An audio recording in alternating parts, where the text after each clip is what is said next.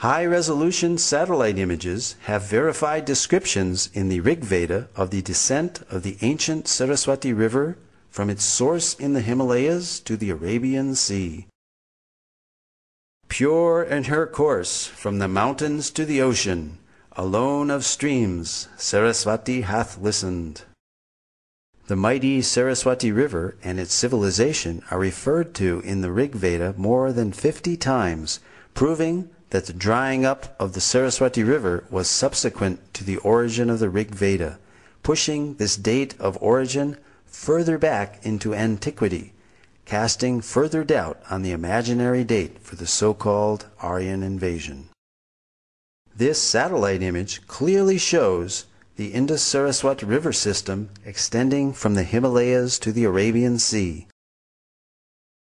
Here, the Indus River is on the left, outlined in blue, while the Saraswati River basin is outlined in green. The black dots are the many archaeological sites or previous settlements along the banks of the now dry Saraswati River. The drying up of the Saraswati River around 1900 BCE is confirmed archaeologically. Following major tectonic movements or plate shifts in the Earth's crust, the primary cause of this drying up was due to the capture of the Saraswati River's main tributaries, the Sutlej and the Dristadvati, by other rivers.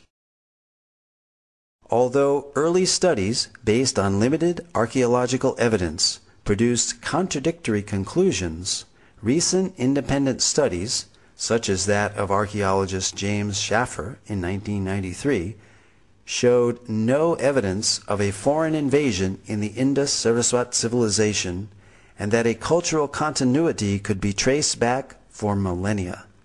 In other words, archaeology does not support the Aryan invasion theory.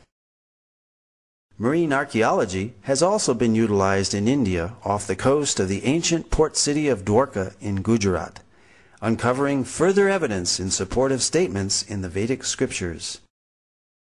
An entire submerged city at Dwaraka, the ancient port city of Lord Krishna, with its massive fort walls, piers, wharves, and jetty, has been found in the ocean as described in the Mahabharata and other Vedic literatures. This Sanskrit verse from the Moshila Parva of the Mahabharata describes the disappearance of the city of Dwaraka into the sea. After all the people had set out, the ocean flooded Dwaraka, which still teemed with wealth of every kind.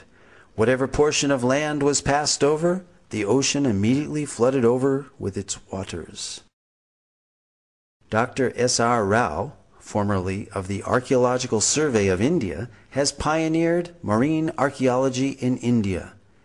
Marine archaeological findings seem to corroborate descriptions in the Mahabharata of Dwaraka as a large, well-fortified, and prosperous port city, which was built on land reclaimed from the sea and later taken back by the sea.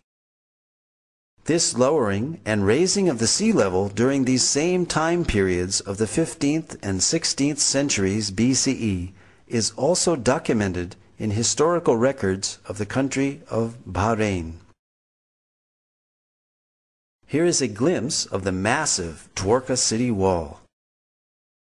Among the extensive underwater discoveries were a large door socket and a bastion from the fort wall,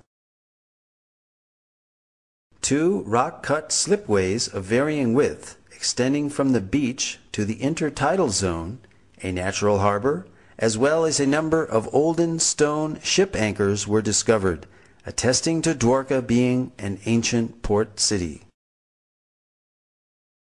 The 3-headed motif on this conch shell seal, found in the Dwaraka excavations, corroborates the reference in the scripture Harivamsa that every citizen of Dwaraka should carry a mudra or seal of this type.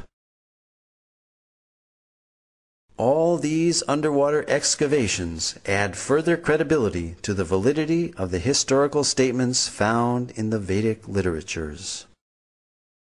Apart from Dwaraka, more than 35 sites in North India have yielded archaeological evidence and have been identified as ancient cities described in the Mahabharata. Copper utensils, iron, seals, gold and silver ornaments, terracotta discs, and painted grayware pottery have all been found in these sites. Scientific dating of these artifacts again corresponds to the non-Aryan invasion model of Indian antiquity. Furthermore, the Matsya and Vayu Puranas describe great flooding which destroyed the capital city of Hastinapur, forcing its inhabitants to relocate in Kaushambi. The soil of Hastinapur reveals proof of this flooding. Archaeological evidence of the new capital of Kaushambi has recently been found, which has been dated to the time period just after this flood.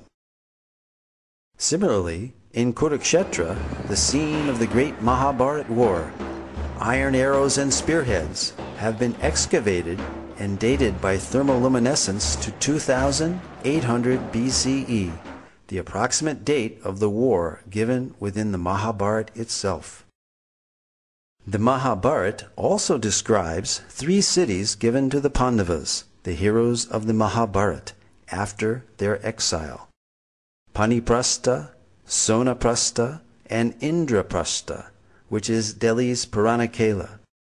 These sites have been identified and yielded pottery and antiquities which show a cultural consistency and dating consistent for the Mahabharata period, again verifying statements recorded in the Vedic literatures. Although early Indologists in their missionary zeal widely vilified the Vedas as primitive mythology, many of the world's greatest thinkers admired the Vedas as great repositories of advanced knowledge and high thinking. Arthur Schopenhauer, the famed German philosopher and writer, wrote that I encounter in the Vedas deep, original, lofty thoughts, suffused with a high and holy seriousness. The well-known early American writer Ralph Waldo Emerson read the Vedas daily. Emerson wrote, I owed a magnificent day to the Bhagavad Gita.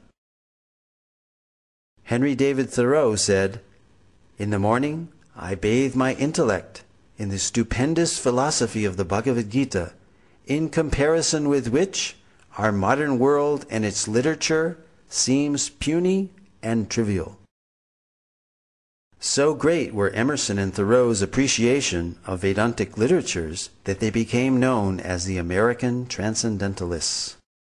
Their writings contain many thoughts from Vedic philosophy. Other famous personalities who spoke of the greatness of the Vedas were Alfred North Whitehead, British mathematician, logician, and philosopher, who stated that Vedanta is the most impressive metaphysics the human mind has conceived. Julius Robert Oppenheimer, the principal developer of the atomic bomb, stated that the Vedas are the greatest privilege of this century. During the explosion of the first atomic bomb, Oppenheimer quoted several Bhagavad Gita verses from the 11th chapter, such as, Death I am, cause of destruction of the worlds. When Oppenheimer was asked if this is the first nuclear explosion, he significantly replied, yes, in modern times, implying that ancient nuclear explosions may have previously occurred. Lin Yutang, Chinese scholar and author, wrote, India was China's teacher in trigonometry, quadratic equations, grammar, phonetics, and so forth.